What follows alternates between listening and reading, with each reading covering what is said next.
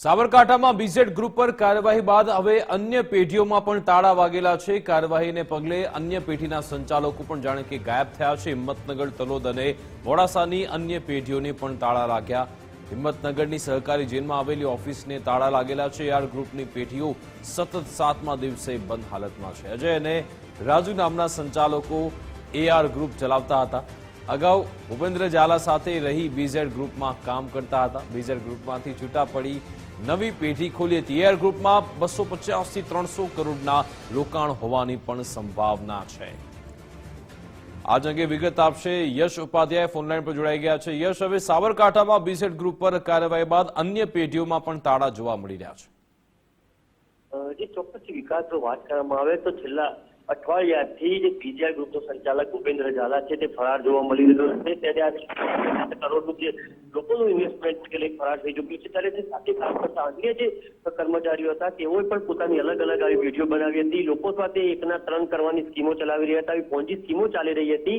ત્યારે આવી વિવિધ જે એજન્સીઓ આવેલી છે તે હાલ તો ફરાર જોવા મળી રહી છે કે જે પ્રમાણે બીજેડ સામે કાર્યવાહી થઈ ત્યારબાદ તેના એજન્ટો અને અન્ય લોકો ફરાર થયા છે। ત્યારે એઆર એન્ટરપ્રાઇઝ નામની જે પેઢી હતી પ્રથમ કોમ્પ્લેક્સ આવેલી છે ત્યાં સુધી પેઢી ચાલતી હતી, ત્યાંથી બીજેડ ઉપર કાર્યવાહી થઈ ત્યાંથી તે લોકો પણ હાર ફરાર જોવા મળી રહ્યા છે। તે પણ અજય અને રાજુ નામના શખ્સ છે તે પણ તેની સાથે કામ કરી રહ્યા હતા તેવું સૂત્રો દ્વારા માહિતી મળી રહી છે। ટીકડી પેઢી પણ હાલ બંધ જોવા મળી રહી છે કે આવી લોકોના પૈસા છેતરપિંડી કરતા હતા, પોન્જી સ્કીમો ચલાવતા આવતા, આ લોકોના રૂપિયા જે લઈ અને લોકોની મસ્ત આકર્ષક ચિપ્સો આપતા હતા તેવો ફરાર જોવા મળી રહ્યો। તમામ સામે જે કાર્યવાહી ચાલી રહી છે, બીજેડ સામે જે કાર્યવાહી તમામ લોકો આ લોકો પણ અંડરગ્રાઉન્ડ થઈ ગયા છે।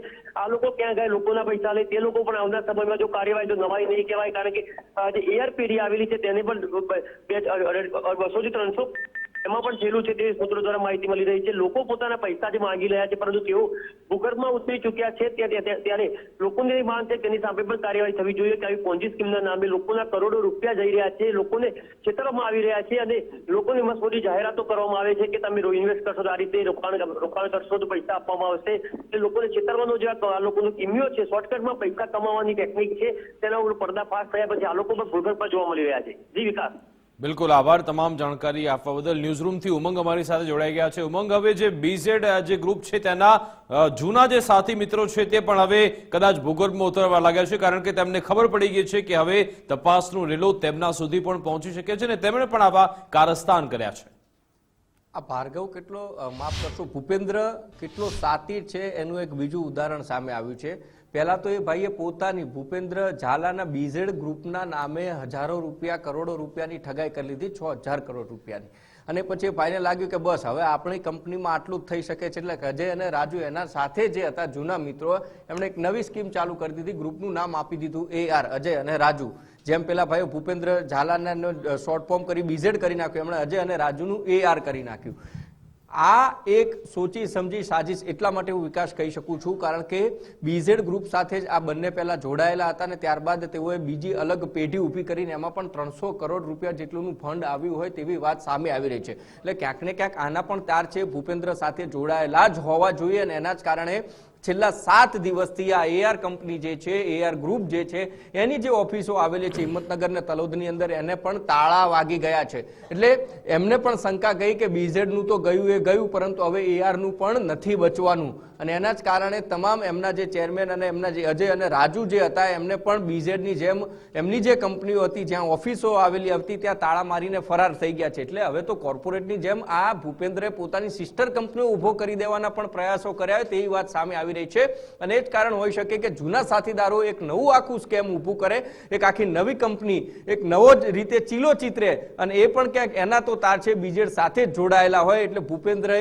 આવી કેટલી કંપનીઓ ઊભી કરી છે, એક તપાસનો વિષય છે। હજી એક એઆર આવી છે, બીજી કદાચ કેટલીય કંપનીઓ આવી શકે છે કે એને થયું હશે કે બીઝેડનું પત્યું એઆરનું ચાલુ કરો, એઆરનું પત્યું તો ઠીકણાનું ચાલુ કરો, એ રીતે 2-3 કંપનીઓ બનાવી, સિસ્ટર કંપનીઓ બનાવી અને ક્યાંક આખું સ્કેમ કર્યું। એટલે કે આ 6000 તો હજી તો માત્ર આંકડો આવ્યો છે, આ આંકડો વધે તો પણ નવાય નહીં। વિકાસ।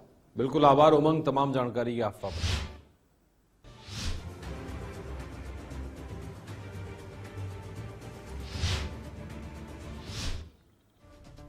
બીઝેડ ગ્રુપના મહાઠગ ભૂપેન્દ્રસિંહ ઝાલા સામે 2 ફરિયાદ નોંધાઈ છે. સીઆઈડી ક્રાઇમ બાદ ભોગ ભંડારે બીજી ફરિયાદ નોંધાવી છે.